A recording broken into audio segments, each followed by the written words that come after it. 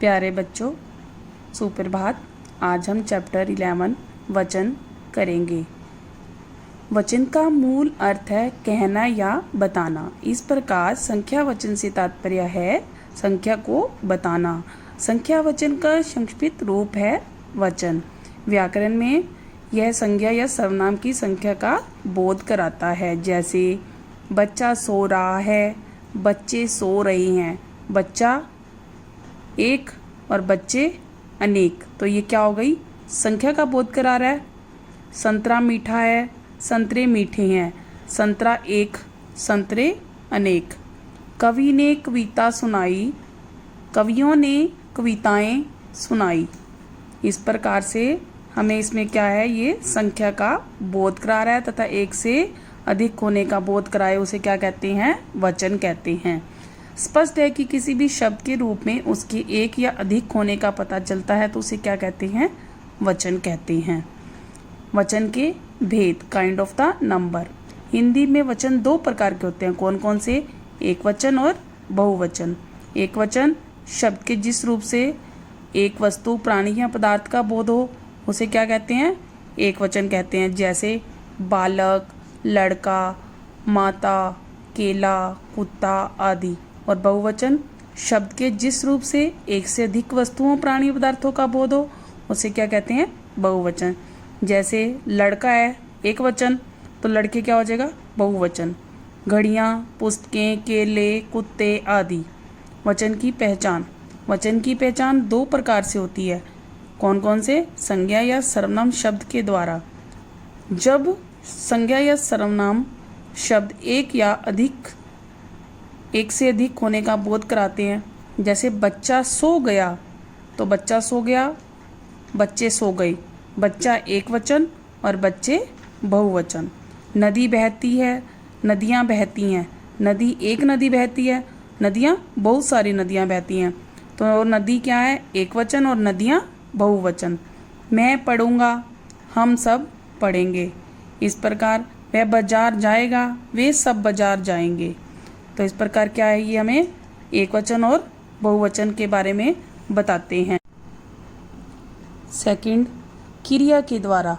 कुछ शब्द ऐसे होते हैं जिनका एक वचन और बहुवचन में रूप समान होता है। जैसे राजा, बालक, डाकू, हाथी, चोर आदि। ऐसे शब्दों की पहचान वाक्य में क्या है? क्रियापदों के द्वारा की जाती है। जैसे राजा आ रहा है, राजा आ रहे हैं, तो क्या है? इसमें क्रिया हो रही है, तो क्रिया के द्वारा पता चलता है हमें कि एक वचन है या बहुवचन है। बालक सो रहा है, बालक सो रहे हैं, तो ये क्या है? जो क्रिया हो रही है उसके द्वारा हमें जो पता चलता है उसे क्या है? इसी से ही हमें पहचान पता चलती है एक वचन है, बहुवचन है। नेक्स्ट है वचन संबंधी अन्य नियम। फर्स्ट, निम्नलिखित शब्दों का प्रयोग सदैव बहुवचन में होते हैं। क्या है? जैसे दर्शन, आंसू, होश, हस्ताक्षर, ये सब का क्या है? हमें सदैव हम इसका यूज़ करते हैं बहुवचन में। कुछ शब्दों का प्रयोग सदैव एक वचन में भी होता है। जैसे सोना, भीड़, जनता, चाय, घी आदि। देखिए सबसे पहले उसके पास सोना है, तो क्या है? सोना क्या है? एक वचन। आज मेले में बड़ी भीड़ है, तो भीड़ क्या हुआ? भीड़ ऐसे तो नहीं है भीड़े हैं, तो हम भीड़ ही बोल रहे हैं, तो ये क्या है? एक वचन। नेक्स्ट, लोक व्यवहार में कुछ शब्दों का बहुवचन रूप प्रयोग किया जाता है। जैसे तू एक वचन के स्थान पर तुम का प्रयोग ही अधिकतर किया जाता है। कभी कभी बड़पन दिखाने के लिए भी मैं के स्थान पर हम का प्रयोग किया जाता है।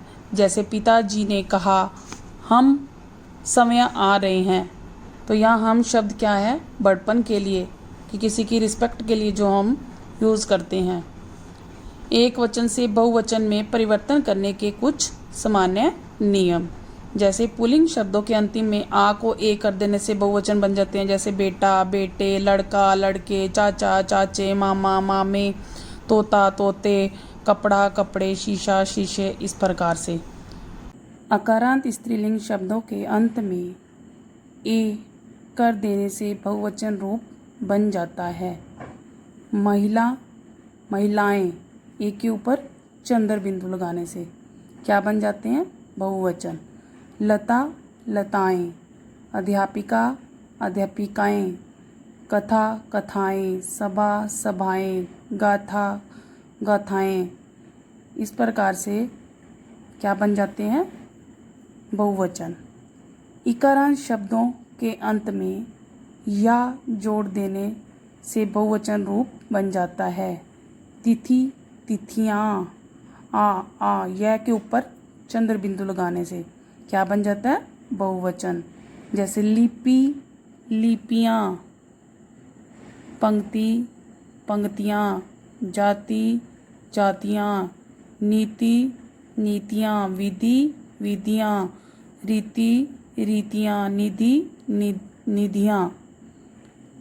इस प्रकार आगे नेक्स्ट, इकारांत शब्दों के अंत में ई को इया कर देने से भी बहुवचन रूप बन जाते हैं। जैसे बेटी, बेटियाँ, रोटी, रोटियाँ, कुर्सी, कुर्सियाँ, मकड़ी, मकड़ियाँ, लाठी, लाठियाँ, धोती, धोतियाँ। इस प्रकार से बहुवचन बनते हैं।